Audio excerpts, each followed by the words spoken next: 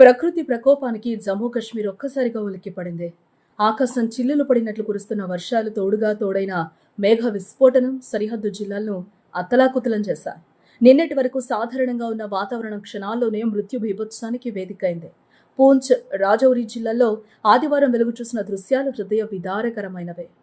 సురన్కోట్ తెహసీల్ ప్రాంతం వరద దాటికి తీవ్రంగా దెబ్బతింది. ఒక్క పూంచ్ జిల్లాలోనే భారీ ప్రాణ నష్టం సంభవించింది.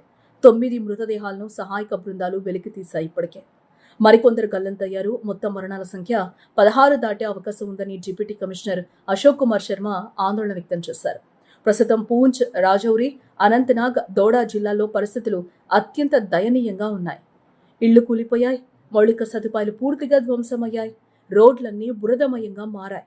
ఎడతెరిపి లేని వర్షాల వల్ల కొండచేర్లు విరిగిపడడంతో రవాణా వ్యవస్థ పూర్తిగా స్తంభించింది. సహాయక చర్యలకు కూడా తీవ్ర ఆటంకాలు ఎదురవుతున్నాయి. రియాసీ జిల్లాలో మాతా వైష్ణోదేవి యాత్రను అధికారులు తాత్కాలికంగా నిలిపివేశారు. భక్తుల భద్రతను దృష్టిలో ఉంచుకుని ఈ నిర్ణయం తీసుకున్నారు. లోతట్టు ప్రాంతాల్లో చిక్కుకున్న ప్రజలను సురక్షిత ప్రాంతాలకు తరలించేందుకు యంత్రాంగం ప్రయత్నిస్తోంది. వరద ఉధృతికి 4 వ్యక్తులు ప్రాణాలు కోల్పోయారు. వీరిలో కొందరు గల్లంతైన వారి జాబితాలో కూడా ఉన్నారు.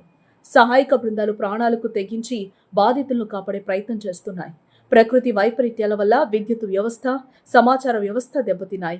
క్షేత్రస్థాయిలో ఉన్న పరిస్థితులు ఆందోళన కలిగిస్తూ ఉన్నాయి. భారీ వర్షాలు కురుస్తాయని వాతావరణ శాఖ హెచ్చరించినప్పటికీ మేఘ విస్ఫోటనం రూపంలో ప్రకృతి ఇంతటి విధ్వంసం సృష్టిస్తుందని ఎవరూ ఊహించలేకపోయారు.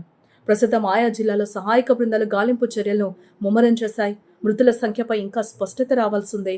శిథిలాల కింద ఎవరైనా చిక్కుకున్నారేమోనని స్థానికులు ఆందోళన చెందుతూ ఉన్నారు. ప్రభుత్వ యంత్రాంగం యుద్ధ ప్రాతిపదికన స్పందిస్తూ ఉంది.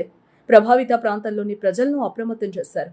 పర్వత ప్రాంతాలు కావడంతో భూమి కోతకు గురై కొండ చర్యలు విరిగిపడడం మరింత ప్రమాదకరంగా మారింది.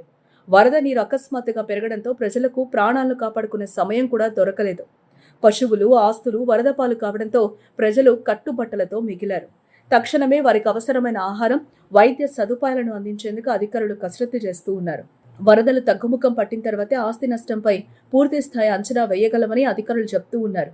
మరోవైపు వర్షాలు కొనసాగుతూ ఉండటం సహాయక చర్యలకు సవాలుగా మారింది. జమ్మూ కశ్మీర్ పరిపాలనా యంత్రాంగం ప్రత్యేక పర్యవేక్షణలో సహాయక బృందాలు పనిచేస్తూ ఉన్నాయి. బాధిత కుటుంబాలకు తగిన సహాయం అందజేస్తామని ప్రభుత్వం ప్రకటించింది. ప్రజలు అప్రమత్తంగా ఉండాలని, నదీ పరివాహక ప్రాంతాలకు వెళ్లొద్దని అధికారులు హెచ్చరిస్తూ ఉన్నారు. ప్రకృతి ప్రకోపంతో జమ్మూ కశ్మీర్ కన్నీరు పెడుతోంది. ఆపదలో ఉన్న ప్రజలకు అండగా నిలిచేందుకు అన్ని ఏర్పాట్లు చేస్తూ ఉన్నారు.